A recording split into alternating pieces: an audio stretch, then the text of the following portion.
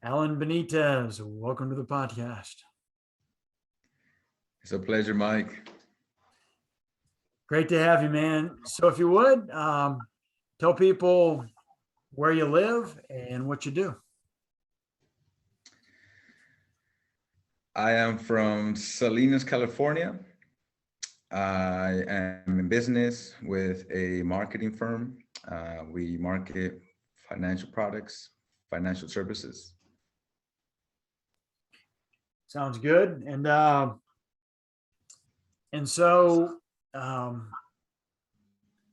so am I assuming correctly, like the vast majority of us folks who stutter, that you've got some pretty tough memories from childhood, and if so, would you like to share maybe your one or two most uh, difficult moments that you remember in childhood surrounding your stutter?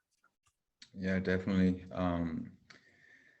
I started stuttering at age 5, and I remember being in third grade, I believe, and we had to do a presentation, and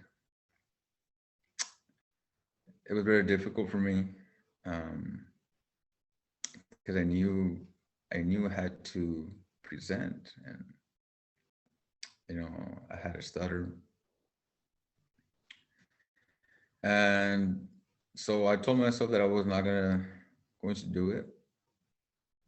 Um, I remember our teacher would not take no for an answer, so I decided not to do it at all. So the day comes, and he says, "All right, kids, it's time to present your project." And you know, every kid went on, and it was my turn. And so I believe I said I don't have it or something, and he wouldn't take no for for an answer. And no, like, you're next. Present whatever you have. So I started having a lot of anxiety. I, I'm pretty sure I was shaking. And so I get up there, and I didn't say nothing. And then he says, introduce yourself. And I couldn't say my word, my name. I couldn't say the A for Alan. And then I tried again, and I just like, they just heard like and then the whole class started laughing. And then that was it. That was it. That was it. And I just said I didn't do it, and so that was it. And I just came back to my desk, humiliated. Um, and then after that, the teasing started, the bullying. Even my own childhood friends, would tease me a lot. Some of them did apologize, like at the end, like in the night where we were just already heading home. A lot of them were actually apologizing, but hey, we were just teasing, we were just playing around with you. You know that, right? I was like, yeah, yeah, yeah, I do, and just kind of brush it off, but um, and that's not it all, and that's one of them that I do remember, and I don't think I've shared that one before, honestly, um, because it brings even a lot of fear to me right now as I'm speaking, um, but that was one of them, and then just throughout school, throughout elementary, throughout middle school, throughout high school, um, I hanged around with pretty decent sized groups, about 13 to 15 friends. And then sometimes we'll find some other friends and we'll be a lot of guys. And, they start, having jokes and they'll have a lot of stuttering jokes and, definitely towards me. And of course, I couldn't like, how to say, speak up for myself. So I would stay quiet because I'm so afraid of stuttering because I knew they were going to make even more fun of me. So I just stay quiet and just accepted that that was normal, like the bullying and teasing, which is part of life. And, but yeah, that's pretty much it. Yeah. Hmm. I can remember so far. And thanks for sharing.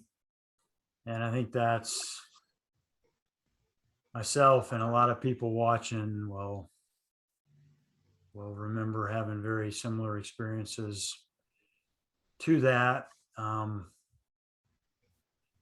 I don't think I was made fun of the same quantity that you got it in, but I definitely was made fun of at times. And those times really stuck in my head. And I, like you, chose to just be quiet, just, stop, stop talking and don't give people more ammunition to make fun of me.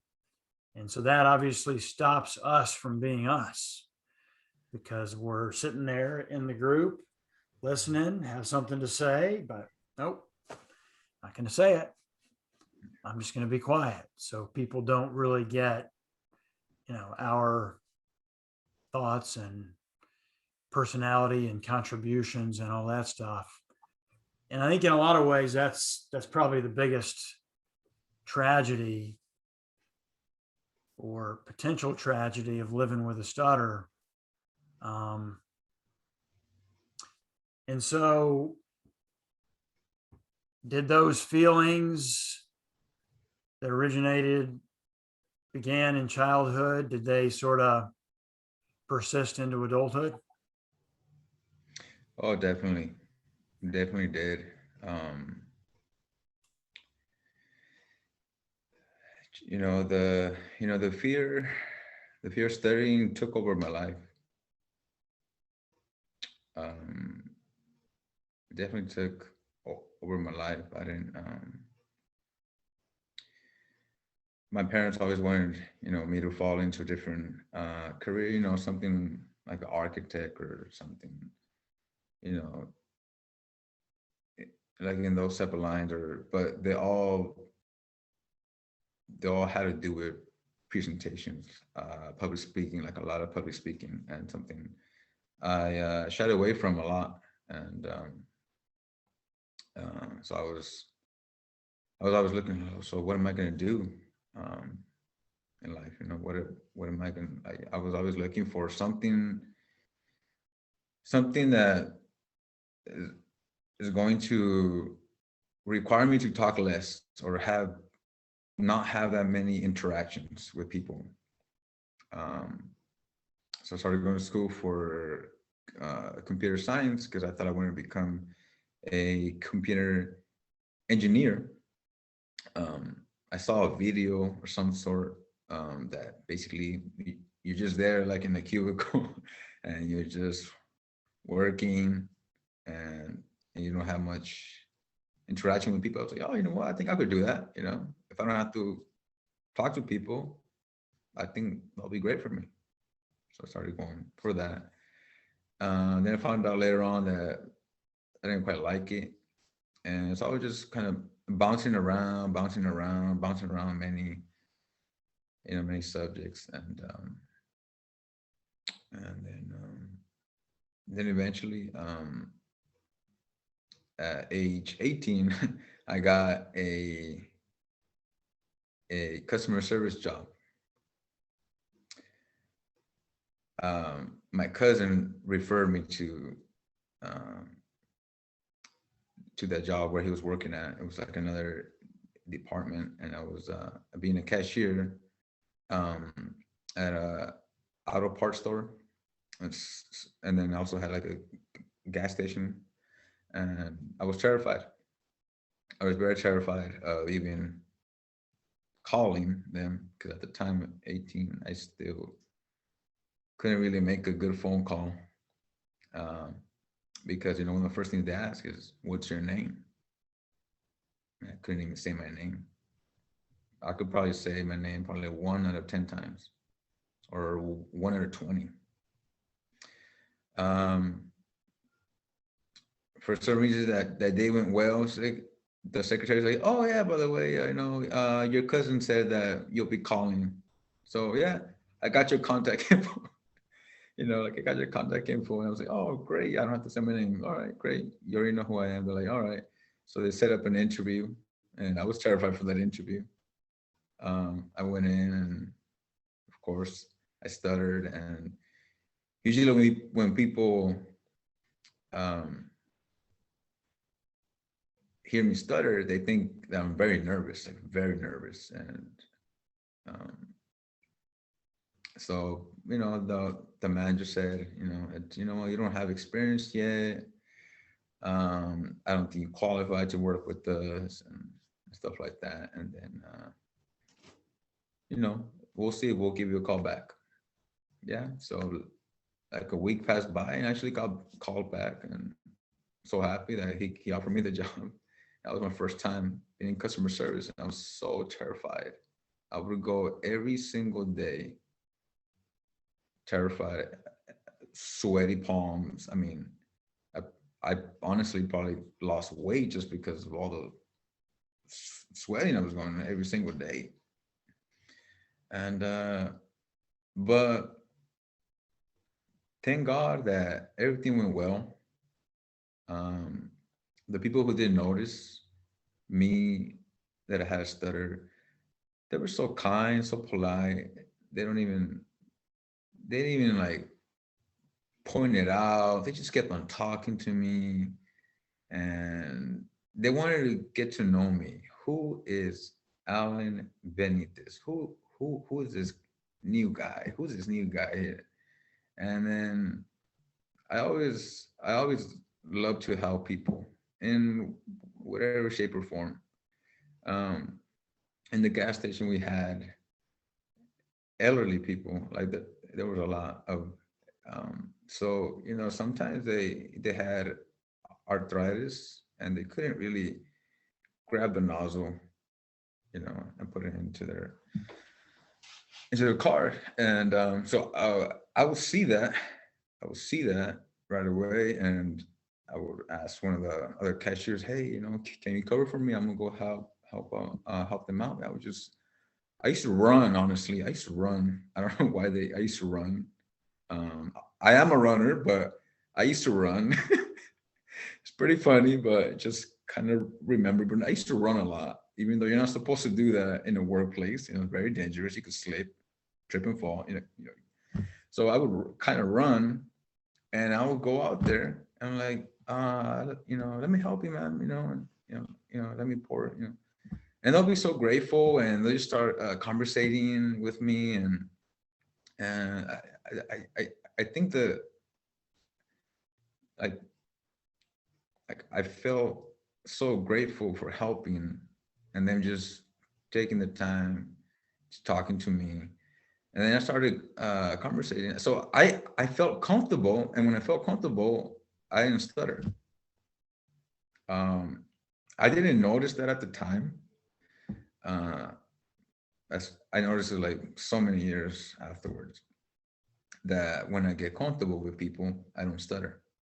And if I do, it's very mild that the listener can't even tell. Um, but yeah, and then eventually I moved up. They had a auto repair shop, and then I became a service advisor there. I didn't have no experience. I didn't know nothing about cars. I didn't know how the engine works on a car. I didn't know nothing, but I knew how to run the program, And they said, you know how to talk to people. And I was like, I do? It was a big shocker to me. Like, I know how to talk to people. I'm just being myself. I'm just greeting them because I like to greet people a lot, even till this day. I ask them how they're doing because I actually like to know how they're doing. And then we just get into like conversations about their family, about their aspirations and goals in life. We just start talking so much. And and at the time I didn't know that. I didn't realize that yeah, I actually like to talk to people, and I made them comfortable, and it made me comfortable, and so I got put in. I took the job offer, and and it was very difficult because you had to do a lot of calling. You had to call um, other auto parts stores. You had to call dealerships to check on different particular parts. Um, and so you had to do a lot of talking, a lot of uh, explaining to do, and something I didn't know about. I would stutter a lot. Um, and you had, and the thing is, you had to say your name like 4 to 5 times, and I would pause. I would pause, and they would tell me, "Are you still there? Are you still there?" And they would always say, I think there's something wrong with the line, guys. I think we need to get it fixed. That's something I always said because I couldn't say my name, and then they would ask me, "Are you still there?" I was like, "Yes, I'm still here." And then, all right, and then so I know that feeling as well. yeah, And I have one friend who stutters who said as a kid, he always remembers uh, a friend of his that, that he had to call to speak with his buddy, right? And in those days, everybody didn't have cell phones, so you had to call the house phone. And so he would always call the line, and his friend's parents would identify him by his silence. So if they answered the phone and there was no sound whatsoever for a few seconds, they'd be like, "Oh, Michael, it's you." So he was literally identified by his silence. Um, and so yeah, so that's for many, many folks who stutter, myself included, historically, our name was one of the most challenging things. And you wonder why that is exactly. I mean, the short answer, I guess, is, well, we can't change that, or at least it's bizarre if we do. If I suddenly say I'm John Wilson, well, but I'm actually Mike Wilson, well, that's weird by any measure. So you really can't change it. It's weird if you hesitate, you look like you don't know. Oh, like, hey, what's your name? Oh, well, like, I mean, Mike. And the person's thinking, well, what, why didn't he just tell me his name to start with? Is he making it up? Is he changing it? What's going on here? So there's that time pressure, right? To know your name and to say it when somebody asks. So that's one aspect of it, but I also wonder if it's the fact that our name is kind of our symbol, right? Like that's our verbal symbol for who we are. We walk around the world and, I'm Mike Wilson, you're Alan Benites. That's who we say we are. That's who we are legally. That's who other people know us as. That phrase or two words, Mike Wilson, means, Mike Wilson. And so it's linked with our identity in a deep way. And you wonder if that might also be related, that many of us folks that stutter, at least historically, at times in our life, are not real proud of our identity, not real proud of the fact that we that we stutter. In fact, the opposite. We're deeply ashamed of it and embarrassed. And obviously, it doesn't have to be like that. But naturally, that's how a lot of us feel when we get to that age where other kids start making fun of us, or we start trying not to stutter and start feeling inferior because we're a person that stutters. So, Alan, in recent months, you've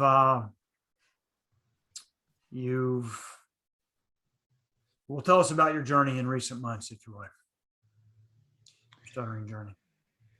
So in the recent months, um, last year, I accepted that I'm a person who stuttered because I just never accepted I was a person who stuttered. And let me ask this question. When you say you never accepted it, you knew that you stuttered, right? You knew you had this condition, but when you say you didn't accept it, what do you mean exactly? So I didn't, so for many years, I taught myself how to hide my stutter. So nobody ever really knew that I stutter. A lot of my family members still don't know that I stutter. I'm just starting to disclose to them. But now that I accept that I'm a person who stutter, I'm disclosing it to friends, family. I'm letting them know that I'm a person who stutter. And if I stutter while we're conversating, it's okay. I'm not going to feel inferior. I'm not going to feel, it's not going to affect me while we're conversing. It's not going to, I'm 100% okay with it. And I basically what I'm relaying the message is that I want you to be 100% okay with it as well. And so that's what I mean about then now I accept it, and now I'm telling people basically that I'm a person who stutters. And so once I accepted I'm a person who stutters, then I started looking for help. I was like, you know what? I'm gonna go online. I'm gonna go online and see if there's some help around Salinas, California. And I came across on Google search, the first top is NSA, National Stuttering Association. So I click on it, and it's a nonprofit organization. And then it talked about chapters, and then I click on chapters, and it just rolled down like by city, and I was like, I wonder if they have one somewhere nearby. And I saw San Jose. I was like, oh, great. San Jose is very close to us. It's only 45 minutes away. So I click on it, and then it has the contact info of the person, and I go on it and I email them, and yeah, like in a day or two, I think it was a day, I respond back, and they gave me the info, and they're like, we meet every third Tuesday of the month. So I joined this year in January, and I was like, wow, there's actually a support group where you can talk openly and freely and stutter, and it's okay. And there's other people who stutter, and it's different people from different walks of life, different ages. And you're there and just sharing your story. Everyone can relate. Everyone relates. We've all been there. We had the same fears, struggles, you name it. It's I honestly feel now I'm part of a family now, like another family. It feels so great. It feels so great. And so just talking to other people who stutter, and just talking and about our day, about our month, about our week, what's happened. It's really great. Um, so they refer me to, like, we're gonna refer you to a guy named Michael Wilson. He has a program called Stuttering with Confidence. And so they gave me his contact info. I reached out to Mike and started his program. That honestly, that program was amazing. Had a major impact in my life. I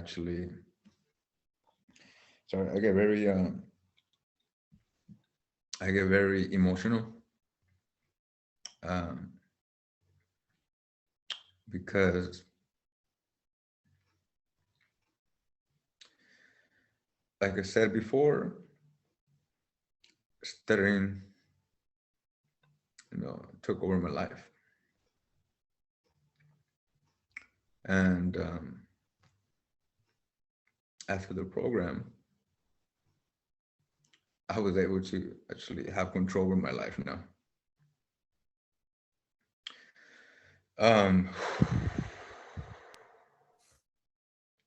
And what Alan, yeah, no problem, man. So,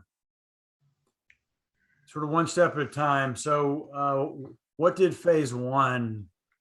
What did you learn, or what did you experience in phase one? And in phase one, just so people know, we don't introduce any technique whatsoever other than just looking people in the eye, and we meet up and we go out and we speak to people, and we ask them random questions and look them in the eye. What did you learn from those 3 sessions of phase one? So in phase one, I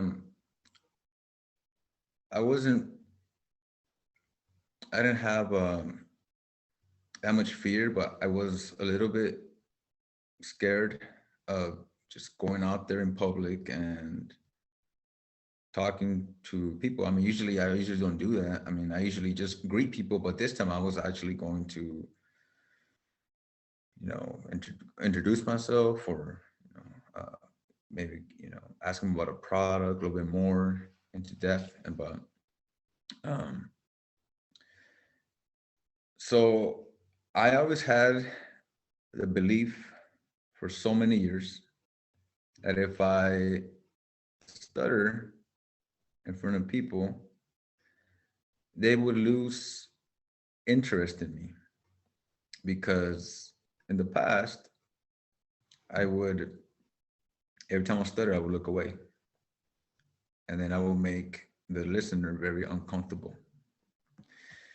So I had that belief for so many years that they would lose interest in me, or they're gonna laugh, and eventually I'm gonna end the conversation and just walk out. So going to phase one, I went with that mindset, like, I don't know, I even doubted myself a few times. So like, I don't know if I could do this, but I went through with it. And eye contact, the power of eye contact is so crucial when you're speaking to people. What I learned is that when you keep eye contact, the listener, pays attention to you. And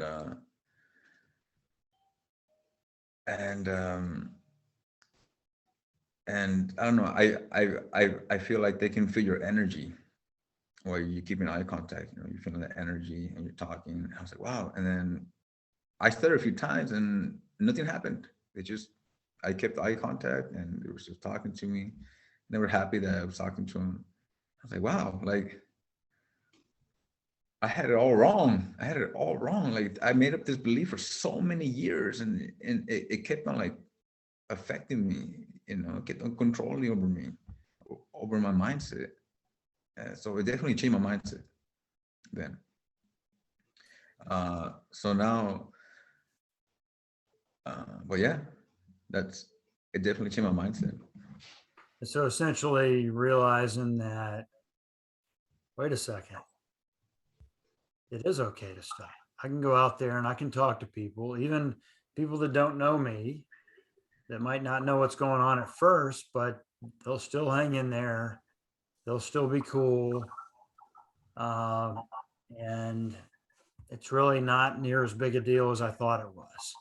The world continues to spin. Sun comes up tomorrow. Move on, and other people don't care near as much about our stutter as we got in our head in childhood that they do. And especially with eye contact, the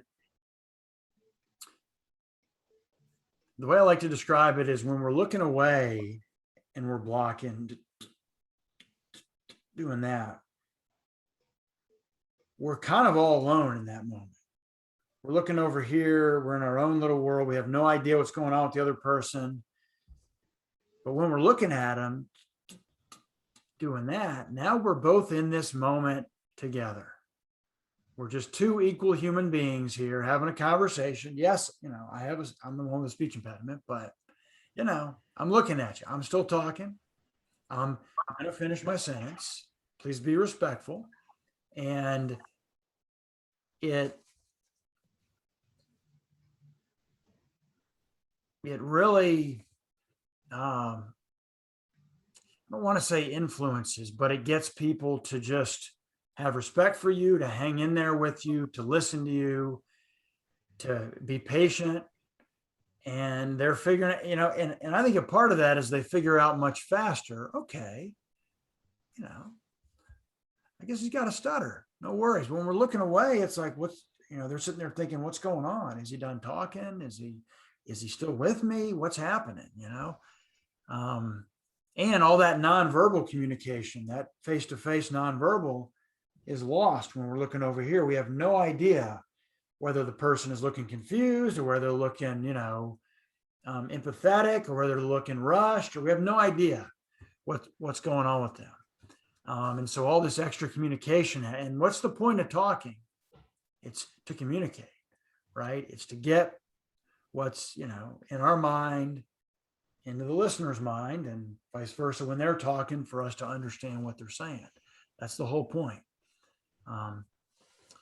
So yeah, phase one is mind-blowing for a lot of us folks that stutter, when we realize, wait a second, it is okay to stutter. We're actually experiencing. We're not just telling ourselves, oh, it's okay to stutter, it's fine. Actually going out and experiencing it's okay. It really is okay.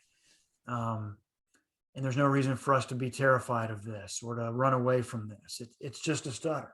No more, no less. It's just a stutter. But I can still share what I want to share. And so then getting to phase two. So what was your experience of phase two?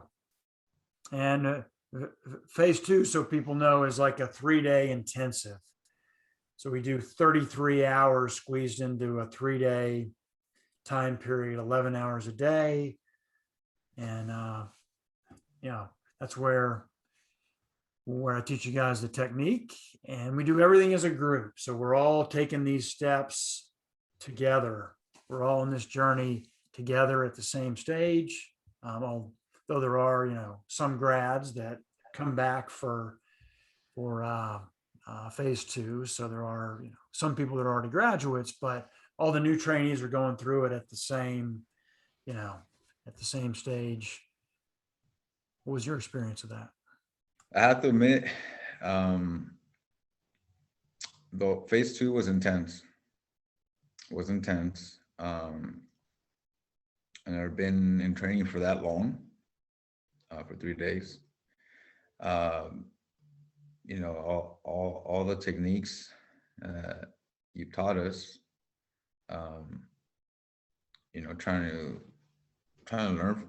trying to learn as much as possible. But then after you learn them and you keep on practicing them, you get better at them. But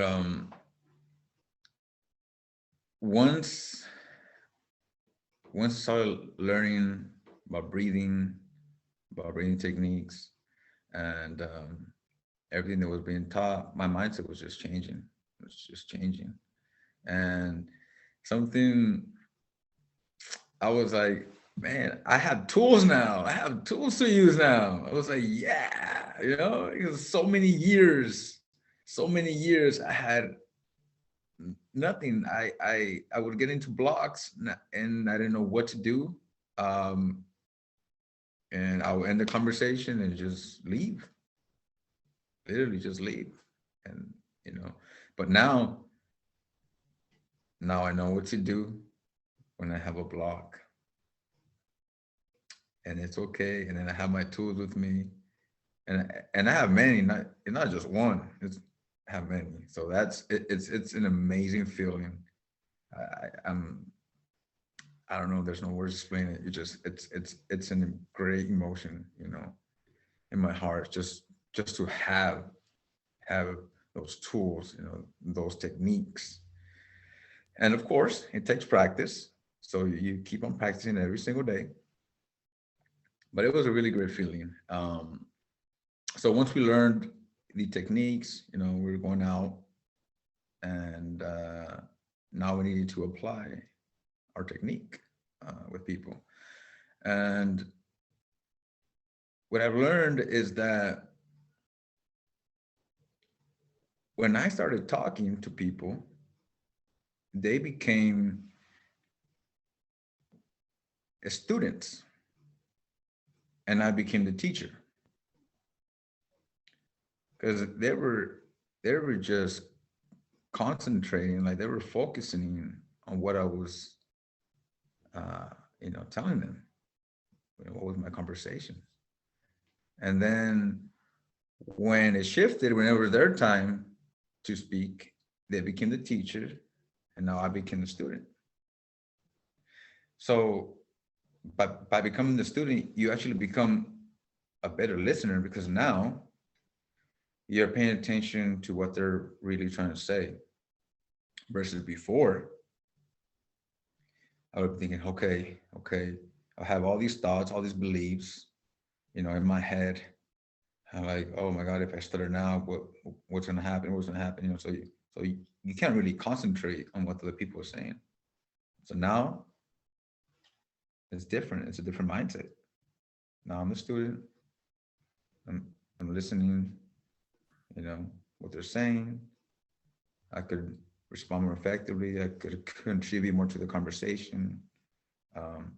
We could have even deeper conversations. So it's honestly it has changed my life a lot.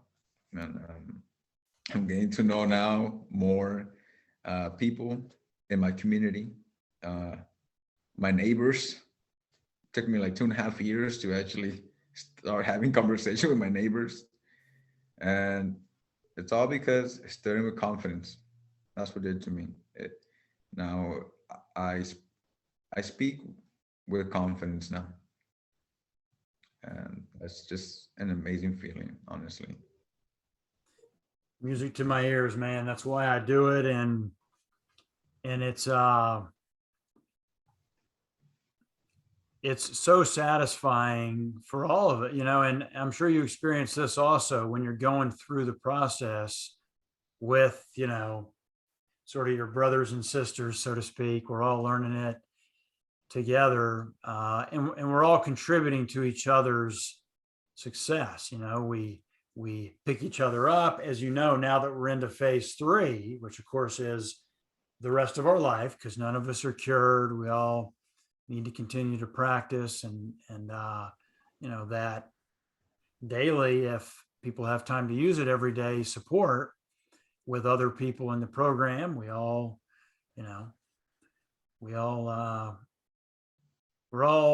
I think of it like we're sort of on a boat, and we're all rowing in the same direction, and we're all on the same team.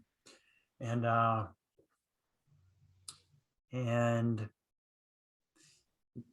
that's great to hear your description. So I never thought of it like that. Like, yeah, when we're speaking, it's sort of like we're the teacher, right? We're sharing our thought, we're sharing our perspectives on things.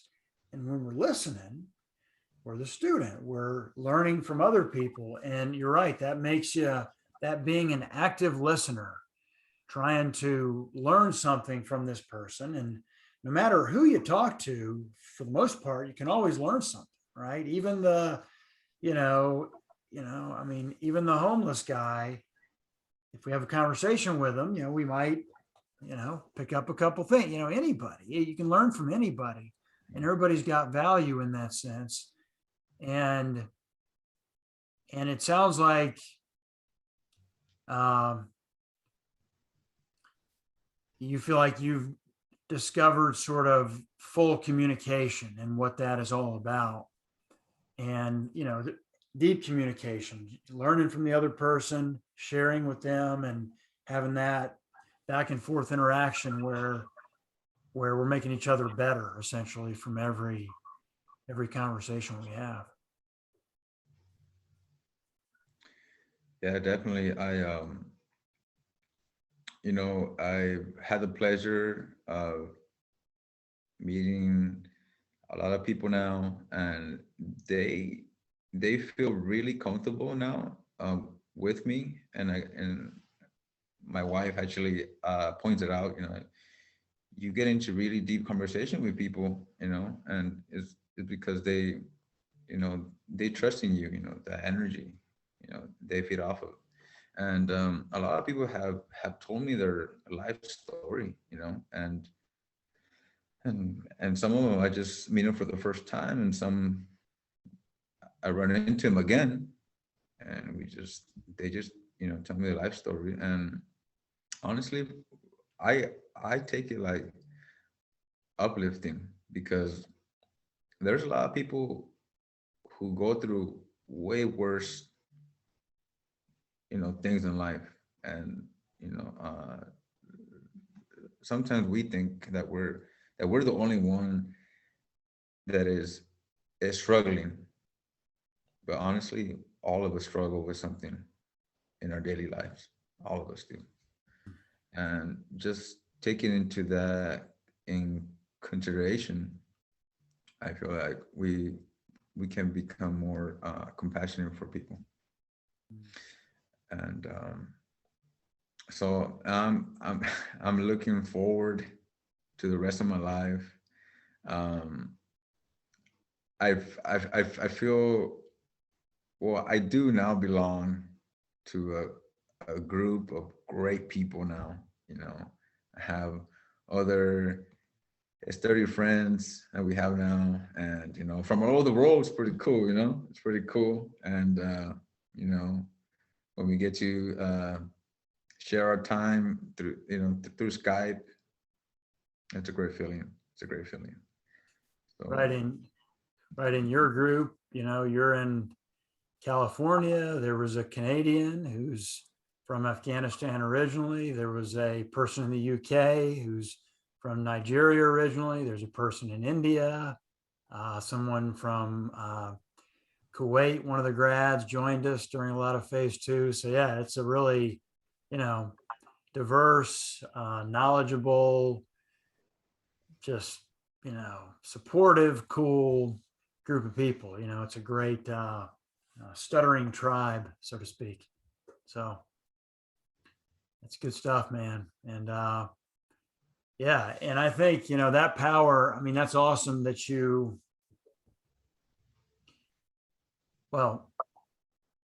looked up a stuttering organization, on Google, found one, the NSA, which is great. It brings people that stutter together once a month in the different chapters, and then once a year at their annual convention. There's something powerful about getting people that stutter together, and then you get together and you hear about something that's helped people and join that. It's just good things happen when people that stutter get together with each other. And it's also undermining that sense that we have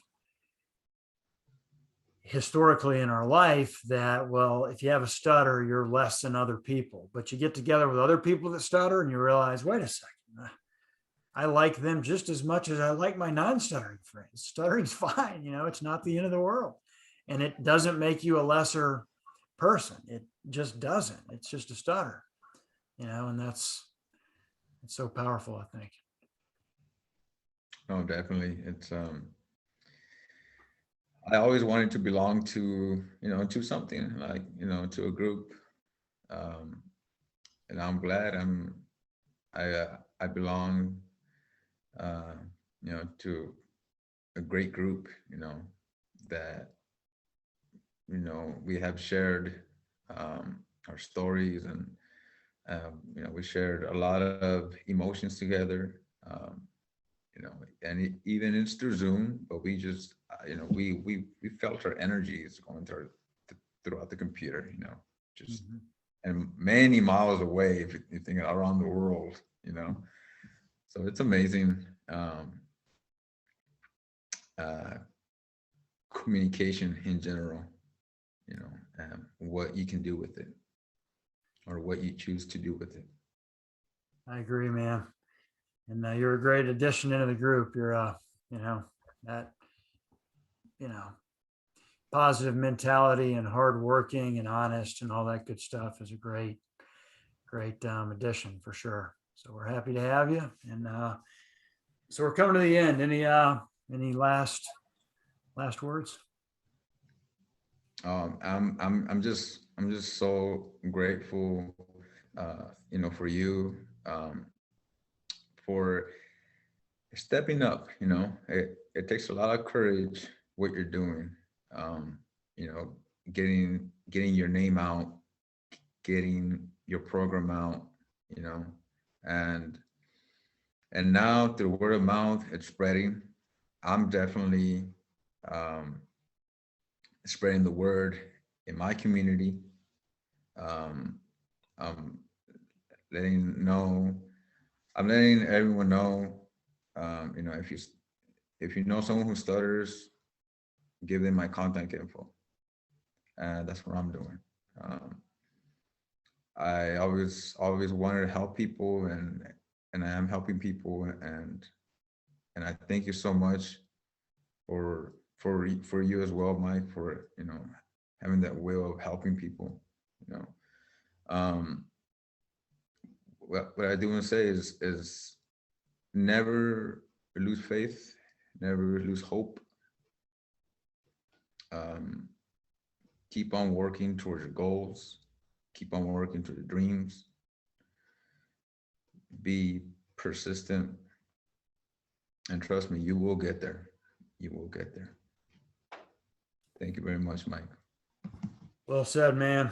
And thanks for joining us today. And bye for now.